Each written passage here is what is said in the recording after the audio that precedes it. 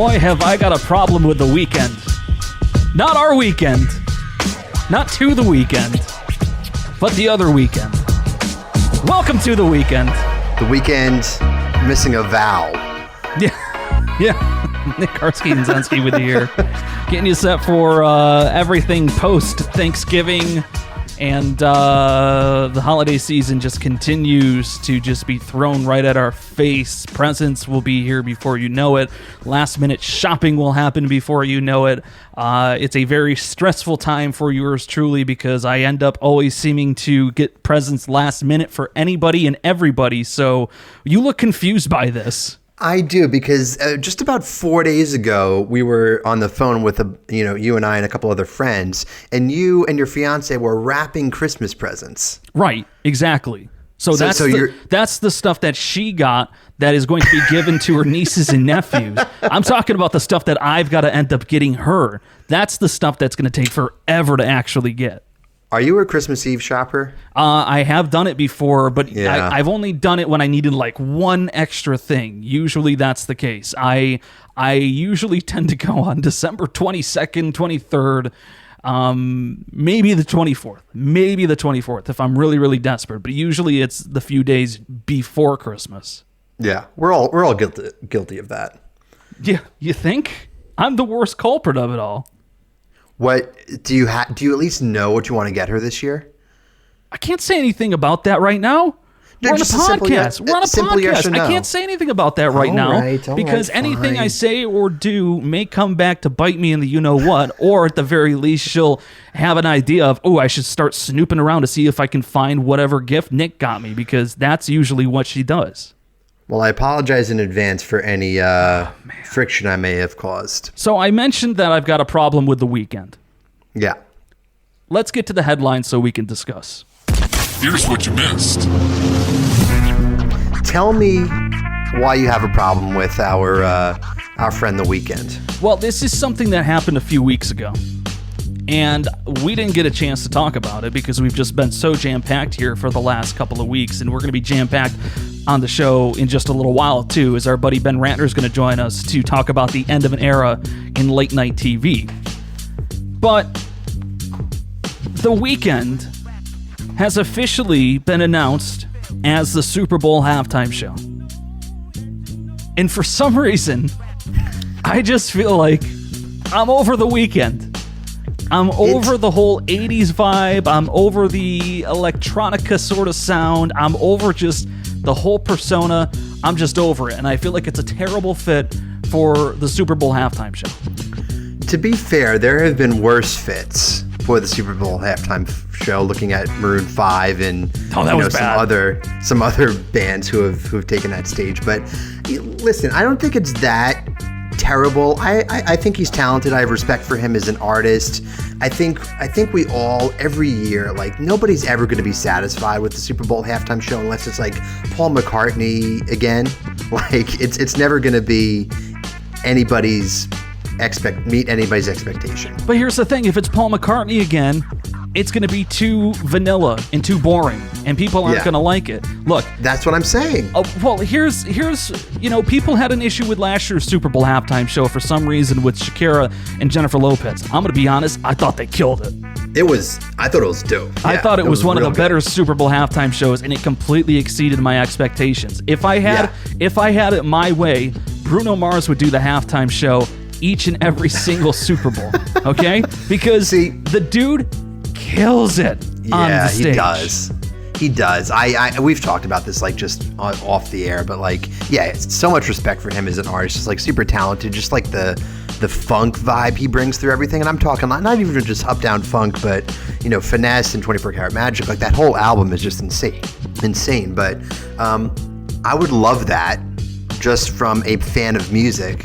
But it's like, I would hate it after the third year because it's getting vanilla at that point. No, it's not. Okay. It's Bruno Mars. He can change anything. Think of what he did for the Super Bowl 50 halftime show when it was Coldplay, and they're basically like, yeah, we're going to need some help with this group. Let's bring in Bruno Mars and Beyonce to spice things up. He took Uptown Funk to a different level and made it a 90s, MC Hammer-esque sort of jam. Like, I remember watching Bruno Mars's halftime show the very first time he did it, and I remember it was when I kind of knew who he was, knew him more of a songwriter, didn't really listen to much of his music. And I had my jaw on the floor when he started doing some of his dance moves and when he had the drums out there to start the show. I remember like falling in love with Bruno Mars at that moment. And that was the time I was like, holy bleep, this guy's got it. Yeah, the dude's insane. And one of the things I'll always remember from that halftime show is there's this DJ Scooter, who makes a lot of like DJ edits and stuff for a record pool that I subscribe to. And he basically took all the different stems, like those horn hits from that arrangement of Uptown Funk, made a DJ edit out of it. So now when I play Uptown Funk at a bar or a club, I'm playing the Super Bowl 50 halftime edit, and it just hits differently. It's amazing. He did the same thing with Hips Don't Lie, from going back to the Shakira show last year. Yeah. Speaking of the Weeknd, there's still more to talk about with him. And speaking of Bruno Mars, there's actually a little bit more to talk about with him. The Grammys award nominees were announced, and the Weeknd is apparently really ticked off at the Academy because he has not been nominated for a single thing, despite his album After Hours getting a lot of success critically and commercially. Yeah. He tweeted out the other day, the Grammys. Yeah, the Grammys remain corrupt. You owe me, my fans, and the industry transparency. Doesn't get more blunt than that. I mean, he went right in. Yeah, I mean, so I can agree with this to an extent, because I think on our first show, I think we talked about like the Rolling Stone came out with the top couple albums where we were talking about how this year has been such a weird year for music. For him, he was really one of the artists who led the charge this year, because one of his tracks, I know you don't like TikTok, but Blinding Lights started an entire TikTok trend. And on top of that, it is a solid song. So I'll give him that. I haven't listened to the whole album through. I really should have, but there are some solid songs on there. So I think, I don't think it's worth a complete shutout of the nominations. I don't care, because I'm not a big fan of his music, so yeah, that's how. By the way, speaking of Bruno Mars, I mentioned he'd be back in the conversation. Did you see what he did on social media today? No, what did he do? He posted a photo of himself smiling and pointing at the camera, posted it on Instagram, and he said, "If you don't release music, you can't lose any Grammys." Hashtag think about it. Wow. Talk about a troll job. Man. From a guy who's raked in his fair share of Grammys. You were saying before we came on the air that Beyonce was the one leading the charge with the number of nominees. Yeah, so she has 9 total nominations this year. Her track Black Parade earned her nods for Record of the Year, Song of the Year, Best R&B Performance, and Best R&B Song categories.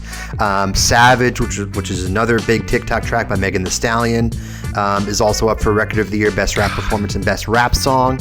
And then Taylor Swift is right behind Beyonce with 6 nominations. Her album Folklore is up for Album of the Year and Best Pop Vocal Album. This has been a year of music I just haven't been a big fan of. I know. Like a lot of these nominees I'm just not into. I love Beyonce. I mean, she's just timeless, but Taylor Swift I could do without. She's had 41 career Grammy noms.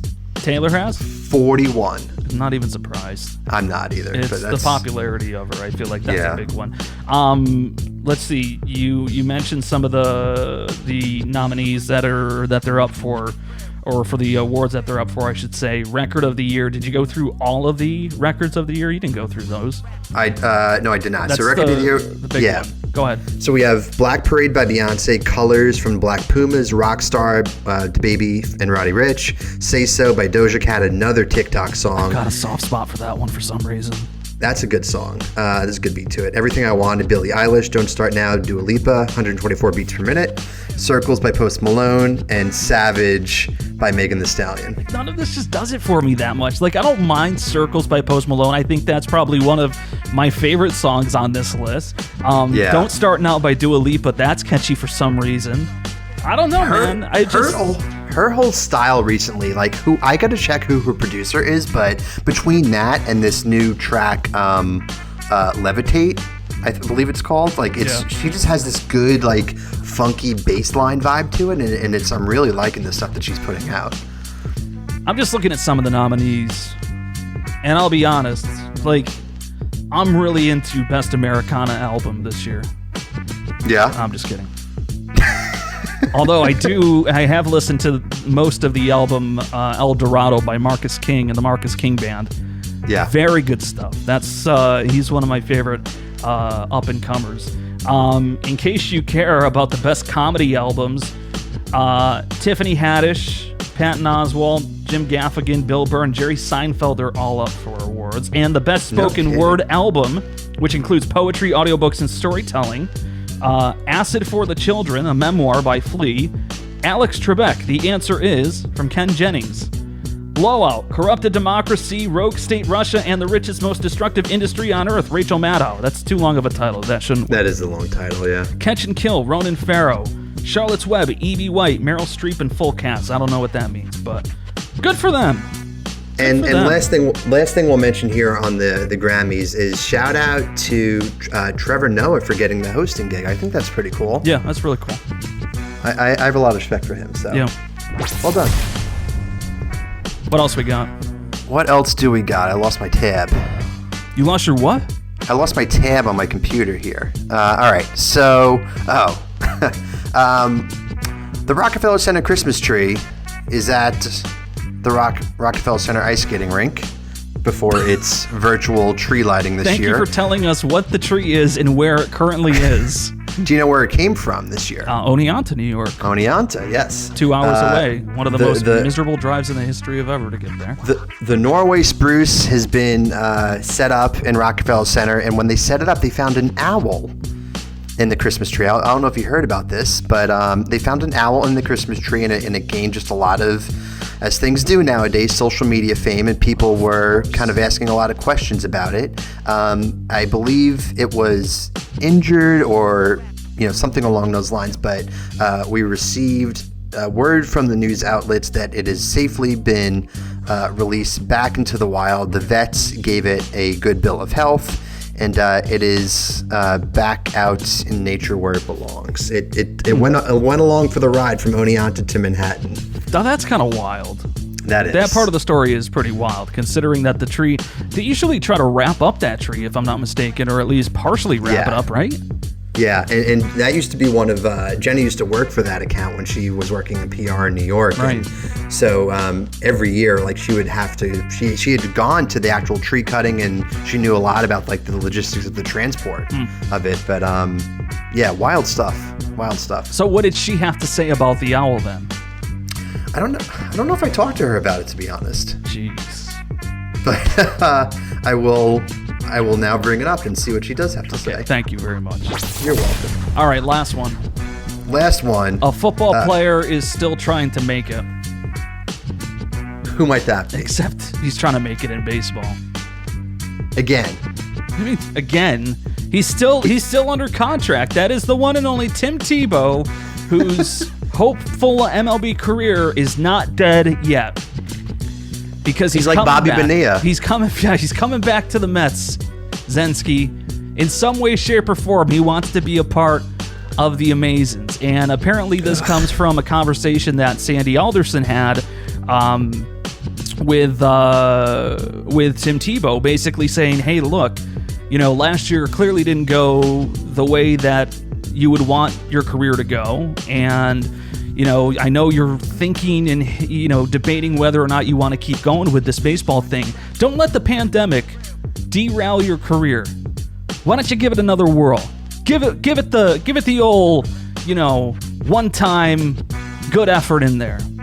So it sounds like Tim Tebow is coming back, and he can take his .223 batting average in 3 minor league seasons with him, because this is complete and utter BS. Because yeah, man, I just don't understand it. I do understand it, because it's a famous Heisman Trophy winner, one of the greatest college football players of all time, getting the attention that he wants to try and play a different sport. It's like Michael Jordan in Space Jam. In a sense, it is. And just like Michael Jordan in real life. But at the very least, I feel like Michael Jordan was Michael Jordan. Like he was like the god, okay? So he could do just about anything and get away with it. Whereas Tim Tebow couldn't successfully find a landing spot in the National Football League. Right. Like I have dreams and hopes and aspirations, or did, of being a Major League Baseball player. Where's my shot? Yeah. Where's my turn? I mean, I think every little kid as a baseball fan always has a little, figment of their, imagination that thinks they could be a baseball player one day. And that's what this is. I guess it never left for Tim Tebow. And that's what this is. Like he is so bad. Like he hit 163 in Syracuse. Like, dude, come on. The only reason you're there is to put butts in the seats and to get some merchandise sales. Like, that's all it was. You're the pretty boy. Yeah. Like, the dude was getting standing ovations for stepping up to the plate with his 137 batting average when I saw him play. Like, it just made no sense to me. What does that say about the game? It's like if people, or I guess fans of the game who were going to shell out money to put their butts in seats, as you said, to just watch him swing a bat and not even I can't say he's not trying to compete, but he's trying to, but he's just not good. Yeah. That's what it is. Like, he's got a rare opportunity that's almost being taken away from somebody who probably deserves it a lot more, somebody who has worked their entire life to try and be a Major League Baseball player. This is this publicity stunt is what it feels like to me. This is no different than when the Padres years ago drafted Johnny Manziel, who hadn't played baseball in forever, but they drafted Johnny Manziel because they wanted to try and just create a little bit of hype. Think of the opportunities that you're taking away from a kid who's actually busted his entire life to just try and get a sniff of even minor league baseball, and it's being taken away because you waste a draft pick on Johnny Manziel just for the publicity. Like, I'm not saying Tim Tebow is in a position where he is essentially taking away a position from a true minor leaguer, but at the same time, he kind of is. You're not wrong. I don't know. I don't know how I feel about the story. I think it's another weird story in 2020. Let's just chalk it up at that. It's been a weird story for 3 years, almost 4 years. Yeah. That's what it's been. It's just been a bizarre story. I saw this dude trying to do some fielding drills in Binghamton when he first started in AA. I'll never forget it. It was a freezing cold, frigid day in Binghamton, and he was doing some fielding drills out in center field. The dude completely botched a ball that was, running his way or coming his way. Just pretty much Major League, ole, that scene, quite literally olayed the baseball. It just went right between his legs, and I'm thinking to myself, this is a football player who is trying to get into the game, and it doesn't make any sense to me. I'm tired of it. I'm tired of it. And when I read this next story, it did make a little sense to me, because I was expecting this was going to happen at one day, but Conan O'Brien, longtime late night host and comedian, is ending his late night career after 28 years. The last 10 of them with TBS, and the most of them with NBC. Late Night with Conan O'Brien. He obviously had a short stint at the Tonight Show that created a lot of controversy following Jay Leno, then back to Jay Leno, then to Jimmy Fallon. But I actually had the privilege of being an intern for Conan, and I'm wearing one of my shirts. Of course you from are. That internship, there Team Coco. So this story hit me hard because you hear in Hollywood about how there are some celebrities who their fame goes to their head, and I had heard just from people who had interned from him and just read stories that Conan, despite his tall stature, his ego did not match his height, if you will. Yeah. And after kind of seeing him, even just from a distance around the office, sometimes I could tell that was completely true. So just a good human, a good person, someone who has employed a lot of fellow Ithacans, for that matter, as well, on his show. it's sad to see, but he's going on to do continue his career for an HBO Max weekly variety series. So on their new streaming platform. So he's not leaving the media totally. He's just calling it quits for late night. Yeah, the fact that you can have that kind of longevity. I mean, that's what speaks volumes about the guy. And yes, I'm sure a lot of it has to do with the quality person that he is and the characteristics that kind of come with him and the traits and everything like that. But, to have a career almost 30 years spanning between networks and in different scenarios and situations, and it's remarkable. We're seeing, unfortunately, a lot of TV legends calling it quits or wrapping it up or passing away, and it's a golden age of TV that we're starting to see kind of dwindle down a little bit. It is. And to kind of talk about his career, because there's only one person I know who knows more about Conan O'Brien, and that's our good friend Ben Ratner, who is also a fellow intern on the Conan show and has actually made a couple other subsequent appearances on the show and a couple bits. So we are lucky enough to be joined by the Ratner himself, Benjamin. How are you, buddy? Hey, does my thing work? Your thing works, podcast king. Yes, it does. I don't have a stand for this microphone that I just found laying around. Let me, you know what? How many microphones do you have? Oh, here. There we go. There we go. Okay, we're good.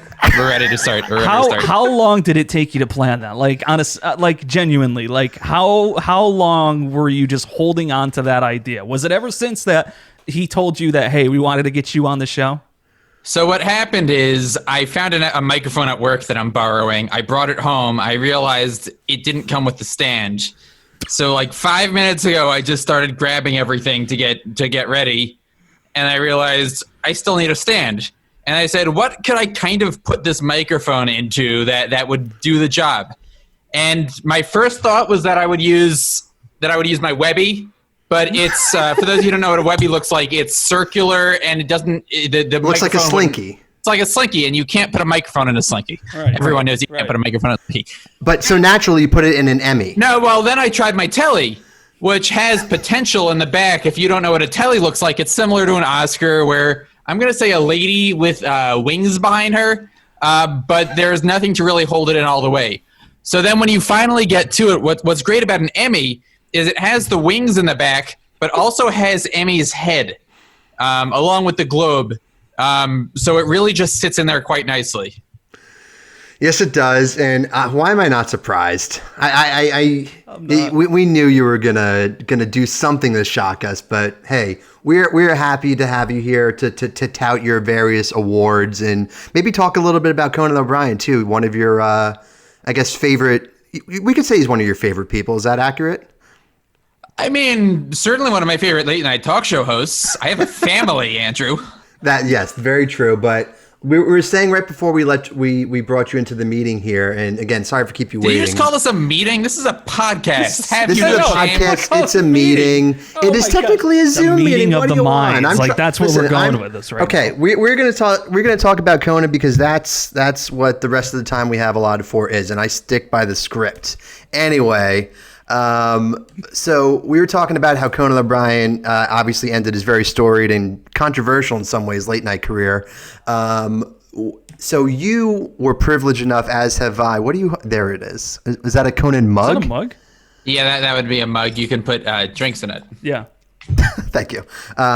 So you were privileged enough as another Team Coco mug. There we go. Do you just want to get all your Conan memorabilia out of the way? Yeah, just give me a second here. Okay. What else do you possibly have? This would be a lunchbox for the Pale Force, a late night with Conan O'Brien segment. Wow. I've got a bobblehead. Everyone needs a bobblehead. Yeah. What else here? This isn't directly Conan related, but this is a baseball signed by Lorne Michaels, who produced Late Night with Conan O'Brien and The Tonight Show starring Conan O'Brien. That's a heck of a get. I've got a I'm Wet for Conan pin this is from when Conan was not on The Tonight Show. After he, the thing that happened, these pins were given to some fans, one of which is me. And last but not least, My newest, I know what this is. Yes, favoriteest Conan thing. Only Conan original, like OG fans know what this is. This is a great thing for me to poop on. God, He is holding up his Triumph the Insult comic dog puppet. where in the world did you get that? eBay, right? eBay is a great place. You and I were texting about that, and like none of it was surprising to me. None of it was surprising. All right. What do you want to talk about? Let's get to your script that you supposedly planned out. Yes, because of course we have a script, but no, I just wanted to you and I were lucky enough to be interns on a Warner Brothers lot where Conan taped his show, and so we spent some time there. We got to know some members of the staff, and we have friends who have now spent time working at the staff in subsequent years. Just talk about like. What are some of your favorite Conan memories, not just from your internship, but then how did that get you into some placements later on in the show as well for calling him out and some of the segments and some of those things? Yeah, so my first time ever watching anything Conan was the very last night of the Tonight Show starring, I forget his name, whoever it was. Conan was the last guest on his last show. I think the first time he hosted the Tonight Show. And that was my introduction to Conan. Loved him. As soon as he got on the Tonight Show, I started watching. I basically didn't skip a show at that point. I don't think I missed a single episode of the Tonight Show, and well into Conan's run on TBS, I just became obsessed. So when it came time, our school where we all went to school, Ithaca College, they had an internship program where you could pay a lot of money to work for free for a major company like Turner, Warner Brothers. So I did that, paying about, I don't know, $6,500 a credit for 6 credits to work for Conan. Enough, yeah. Right. Yeah, which is wonderful. And when I was looking to apply, I actually sent in a few months prior to applying a video to the show. They have a segment called Fan Corrections where you could correct something Conan said on the air. I sent in a horribly out of focus video that I recorded on my Canon T3i. It back focused to the background, and I said, this isn't getting on TV, yet I still sent it in. The next day, they sent me an email. Actually, Aaron Blair on the staff, he Facebook messaged me and said, you better watch the show tonight. Okay. And was this pre-internship or post-internship? This is pre-internship. This is probably October of 2012. And then about a month later, I was hired to be a spring 2013 intern. Right. Which is, let me be clear, not a big achievement. They have like 50 interns a semester. Yeah. Yeah, it was a big group that hung out in the kitchen there to go on coffee runs and to get dinners and do all the stuff. The glamorous job of a production intern. A lot of fun, though. Yes. I loved it there. I got to meet all the people. I actually... Aaron Blair, speaking of which, used to have a podcast, the Team Coco podcast, and he would talk with all the people behind the scenes. And when I walked in, I felt like I knew everyone there, which was weird when I started talking to them, and they were like, okay, who are you? It was a little weird for me, too, because I remember, because Conan brings a lot of his staff on his show, right? So he bring a guy that was there at the time was this guy, Chris Ultimo, one of the production managers, I believe. And he had some segments with him. Conan's assistant, Sona, she's constantly on the show in various bits. Blay is obviously on the show. But the thing that, I think our internships definitely hold a lot of memories. My distinct memory and like, one thing that I'll kind of always carry with me is whenever we were privileged enough to get down to go like be a seat filler and watch the run from the audience was the pre-song they did, the Curtis Mayfield cover. Such a great song. I'm gonna get you so sued.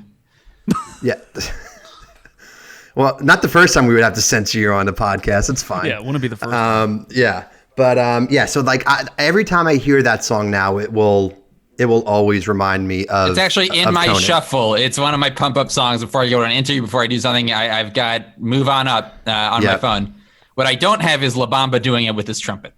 Ugh, La Bamba. And I will say when they had to, I guess, when they start, because in years since we were there, they obviously, Turner started to scale back his show, I guess, as ratings were telling a certain way, and it eventually went. When's that, by the way, when's that going to happen with this podcast?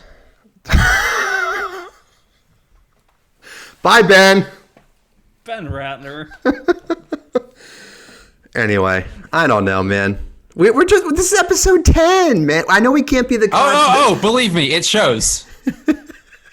Thank you. I know we can't be the podcast king like you are, my friend, but listen, we're trying. Look, what is it about Conan though? Because Zenski was talking about just like the qualities of him being like a really genuine person. Like, do you was that the case? Like when you've experienced like your time with him and around that Conan community? I personally didn't spend a lot of time with him, but I spent hours and hours. I was actually in the control room, so I was locked away off to the side most of the time. Yeah. But what you saw, especially during rehearsal, is Conan is there to entertain no matter who he's around all the time. He's just doing bits all the time. He's a bits guy, but he loves entertaining people. He's a wonderfully nice person. Anyone you talk to in the industry will say that he's, of all the late night talk show hosts not named James, he's the nicest. Okay, good. Laugh freak. Wonderful. No, but he is really, really nice. When he lost the Tonight Show, because, again, blanking on the name, took it from him. But he made sure that his staff got paid the entire break out of his payment. Really? And that was like $8-something million. So he's a genuinely tall, a good guy. And it shows in everything that he does. Yeah, and that's exactly what I said. He is tall in stature. He's also tall in, I guess, humility, I guess you could say. No one would use the word tall to describe humility, but I understand what you're saying. Yeah, you know what I mean. So what would you say is one of your, like, what's a funny story from your time as an intern there? Like, what's your favorite memory as an intern? Well, what we didn't finish my story was that I ended up submitting that video, that out of focus video. They ended up airing it that night. They had, I think, 12 Ithaca College interns shred my resume on the show. And that was my kind of intro to Conan. So there's that. What was your question? I wasn't paying attention. What is one of your favorite internship memories or just stories from your time as an intern? One of my favorite memories or stories. I'll tell you about a bit that I loved that I went through like 3 rehearsals, and it didn't involve Conan at all. But it was just one of those things I saw like 3 times when it finally aired. I was so excited. Andre Dubuchet, he's one of the writers on the show. Yep. He wrote and pitched this bit called Smell or Stroke. The premise of this game show, as TBS was looking for new game shows, was the premise of the entire thing, was that you would have 3 contestants and they would have a blindfold on. He would put something in front of them, and then they would have to decide if they knew what it smelled like or if their neurons were firing incorrectly because they were having a stroke. So they were missmelling something. And it was a game show, and it was wonderful. And it went through 3 or 4 iterations. And only as someone behind the scenes, you get to see how it goes from crappy segment to great segment. And it finally made air probably a month later. I got so excited whenever it just popped on. One other thing, this happened right after my internship. Anyone who knows modern Conan knows Jordan Schlansky, his associate producer, who has various tasks and duties. And he's known for saying some of the most ridiculous things. I created, just on my own after I left there, the SchlanskyGenerator.com, a website that every time you refreshed it came up with another Jordan Schlansky quote. A day or 2 later, I got an email that said, "Hey, Conan liked this. We want to buy it from you and turn it into a bit," which is what they did. They took it, they revamped the website. There was a on-air segment for SchlanskyGenerator.com, and the $600 I got for that segment was more than I ever got paid to work for Conan in my life. I was going to ask you if you will disclose how much they compensated you for the domain.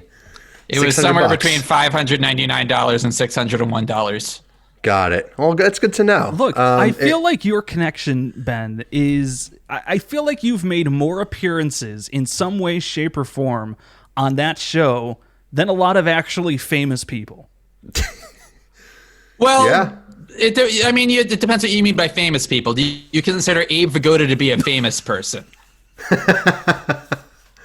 Well, I'm sure we could find this. Like, who's Conan's most, like, who's he had as a guess as the most? Like, Conan. Ben would probably know that, I would assume. Yeah, right? Wouldn't I'm not that much of a loser. Oh, come on. By the way, I just realized I forgot to show you one more Conan thing. My iPhone background, since I had an iPhone, has been the original Conan on TBS set, which no longer exists. Yeah. Oh, I love that set. I think for me... Wait a second. No, Andy, why don't we just keep talking about who we think might be the guests? Because I think that's of great interest to the audience of your podcast. Your greatest memory. Hit me. My greatest memory, it has to be... so we were sent... we were sent on a run on the lot to bring the mail to... Yeah. Oh, sorry. I was just imagining you running. Continue. Yeah, that too. My nickname in elementary school is Laps, so there you go. But because you like to lap up milk or something? We took one of the golf carts to the mail center on the Warner Brothers lot, and we're supposed to bring it back because somebody needed it. We, however, took a joyride through the New York set street on the back lot because we kind of forgot that we had to bring it back, and that was how we spent the next half hour of the day. I think the overall, like, the great memory was just like getting to walk on the lot every day. So even if it was just for it could have been for a different show, and you still have that experience of going through security, being on this very esteemed lot. But the fact you were going to work at a place of a comedy show just made it that much better, you know? It was funny every day. Like, there's wonderful people around all the time. It was just fun. Yeah, especially as an intern, like all the crap that gets thrown your way by, go take your car and go run and get the editor's dinner, or go and run and get people coffee. I love getting the coffee. That was when I got to interact with people all day. I got to talk to 20 people a day getting their coffee. And let me tell you, I do not drink coffee. I have never drank coffee. I had no idea what I was doing. Diet Coke, no ice. Right. That's right. Did you ever see a guest in Starbucks on the lot? Or like a celeb? I saw Andy Zener from the Ellen DeGeneres show, who is one of the producers there, and that was my freak out moment. And then the only celebrity that I saw not on the stage was Stamos was out by the control room was a separate trailer outside stage 15. Right. He was just standing there. I poop you not, in a leather jacket, jeans, smoking a cigarette, just like leaning back, just like Uncle Jesse would. Uncle Jesse would. Go ahead. Go ahead. No. You talk about. No, Nick, you add something to the conversation. Oh wait, you didn't work at Conan? Sorry. Because that's just it. That's what I was gonna get at. Like, I don't have this experience. I'll be honest. I'm not like the biggest talk or late night talk show host kind of person, or even like late night talk shows person to begin with. But if you were to tell me, all right, there's one thing you've got to watch, you've got to search for it, whether it's an interview or a bit or whatever it is, like, what's the one thing that you're recommending that I watch to really get the full Conan experience? There is a segment that does not involve Conan that I maintain is the greatest Conan segment of all time. Go on. It involves my good friend Triumph. Of course it does. Triumph the insult dog. Are you talking about the Wiener Circle? I am talking about the famous Wiener Circle, Triumph the insult comic dog remote sketch featuring one Jack McBrayer. Oh, dude, that one is the best. The Wiener Circle. It is it's a hot dog place in Chicago. They did a remote show in Chicago, and they are known for giving you sass and calling you all sorts of things. So they brought the nicest person on earth along with a shock jock insult comic dog puppet to the Wiener Circle, and it's one of the greatest segments of all time. Okay, I'll give it a whirl. I remember because I was lucky enough to get invited to be a PA during that week in Chicago. That was right after I graduated from Ithaca, and so I was working that show, and I got to watch that bit as they aired it to the audience, and I've never laughed so hard in my life. Like, I was standing off to the side in the Chicago theater and just like almost peed myself. It was, and I still laugh. It's great. And one other really thing that you all have to watch, I'm going to say, I think it was 2011. Was it 2011 or 2012? Is there a date on this? 2011. It was November 1st, 2011. Conan did a show in New York. And if you look in the audience, you will see a camera guy off to the left of the house. This was in the Beacon Theater, famous Beacon Theater. Camera guy, big camera, big guy. Directly behind him, you won't see me and my friends Meredith and Marissa, because the person who gave me the tickets to see that show put us directly behind a camera, so we couldn't see a damn thing that was happening during this live show. Oh, wow. Oh, I remember you gave me crap for this because I was working that week as well, and I was checking people in through the audience. You personally handed us those tickets. Yeah, I forgot about that. I didn't. Sorry. I did not forget about that. Whoa. So this is his fault that this happened? No, I mean, I guess you could say it is, but it's not like I did say it was. It's not like I gave you those tickets specifically. I gave you the ones that happened to be next in my stack, and they also happened to be an obstructed view. And you don't think, oh, it says obstructed view. Maybe just I know that guy. I know that guy and his two friends. Maybe just maybe. Did they even say obstructed view? I don't even know. Sounds fishy. All right. Well, I will continue to apologize until we no longer talk about this, which will be never. It sounds like. Are people still listening to this? I hope so. Nick, what do you think? People still listening? I mean, we're getting close to wrapping things up. So the end of the show song. I forgot about that. Can we just do that instead of having an outro song? Well, we'll get copywritten for that too. But hey, Ben, super quick before we let you go, what we do want to mention, as we did before we brought you on, that he's starting, his new show, variety series on HBO Max. What do you expect out of that? Like, it's going to be loosely, I think, or mainly tied to his series Conan Without Borders, those remote sketches. But what are your expectations for that? Wrong. No? You are incorrect. Way to go. Okay, Zenski. well, correct me then. His weekly variety show is not going to be vastly dissimilar from his current late night show. He loves that show. He loves that format. It's going to have sketches. It's going to have comedy bits. It's going to have celebrities. It might even have monologue. I think we're going to have a very similar show for that. In addition, Conan Without Borders, his remote series, is continuing as the separate thing that it has continued to be over the last few years. Netflix and HBO have a co-producing pact on that, where Netflix gets distribution, HBO gets distribution. I don't know if that particular deal is changing, but the Conan Without Borders show is separate from the Conan show. So there will still be a weekly variety show that is, Conan's bread and butter. Right. But Conan, his entire recent life, in interviews, he said he loves those remote shows more than anything. Fans love it. They're really, really great.